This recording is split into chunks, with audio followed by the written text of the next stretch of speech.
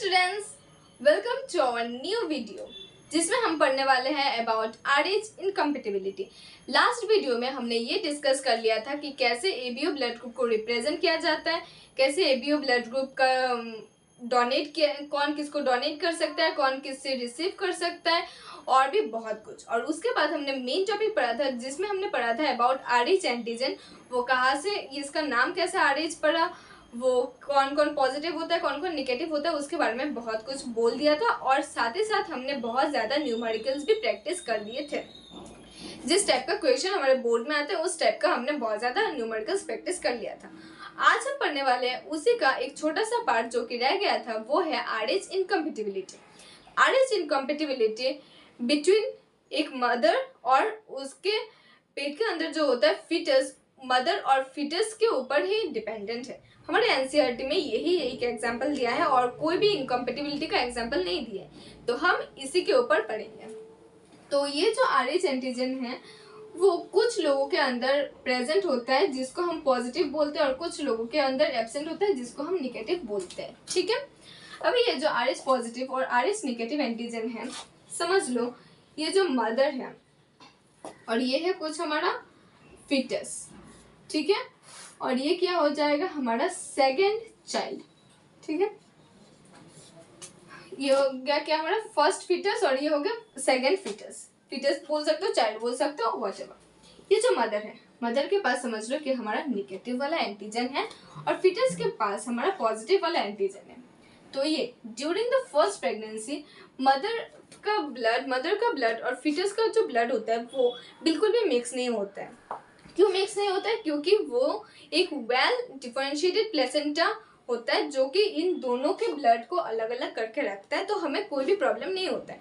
किसी भी मदर को इस पर कोई प्रॉब्लम नहीं होता है। लेकिन प्रॉब्लम तब आता है जब ड्यूरिंग डिलीवरी क्या होता है, ये जो फर्स्ट फीटस है वो जब मदर के अंदर से जब निकल रहा होगा, मतलब ड्यूरिंग द डिलीवरी प्रोसेस, वो एक प्लेसेंटा का थोड़ा सा पार्ट जब ये टूट जाता है, तो ये जो पॉजिटिव वाला ब्लड है थोड़ा बहुत इस, समझ लो ये एक मदर का बॉडी है, ये निगेटिव पार्ट तो इसमें था ही, ये पॉजिटिव पार्ट भी इस पर आ गया। ठीक है, थोड़ा बहुत पॉजिटिव पार्ट आ गया। पॉजिटिव पार्ट आने से क्या हुआ, इस बॉडी को लगा कि ये एक फॉरेन बॉडी है।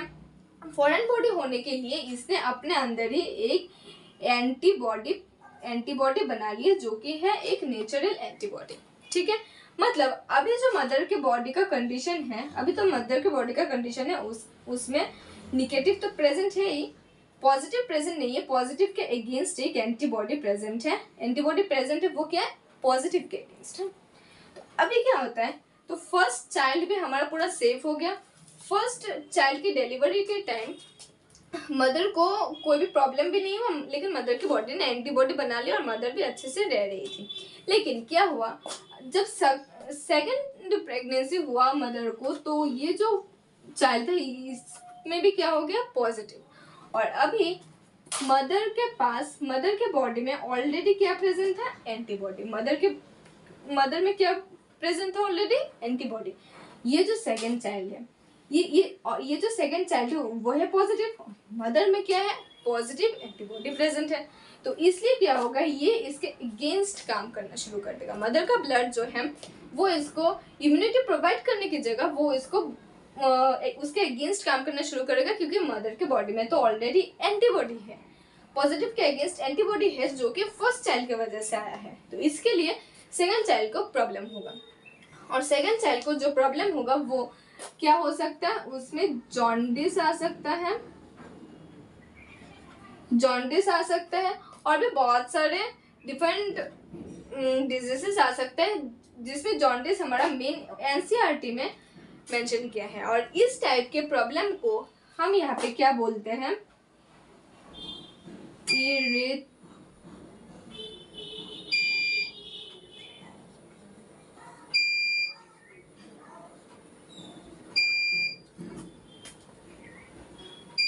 इसको हम क्या बोल रहे हैं, इरिथ्रोब्लास्टोसिस फिटालिस। ठीक है, तो इसको हम क्या बोलेंगे, इरिथ्रोब्लास्टोसिस फिटालिस। ओके, तो इस तरीके से ये RH एंटीबॉडी जनरेट होता है और फर्स्ट चाइल्ड को कोई प्रॉब्लम नहीं होता है, सेकेंड चाइल्ड को इरिथ्रोब्लास्टोसिस पिटिलियस नाम का एक डिजीज हो जाता है, ठीक है, जो कि मेनली एक दिया हुआ है वो है जॉन्डिस होता है, ठीक है।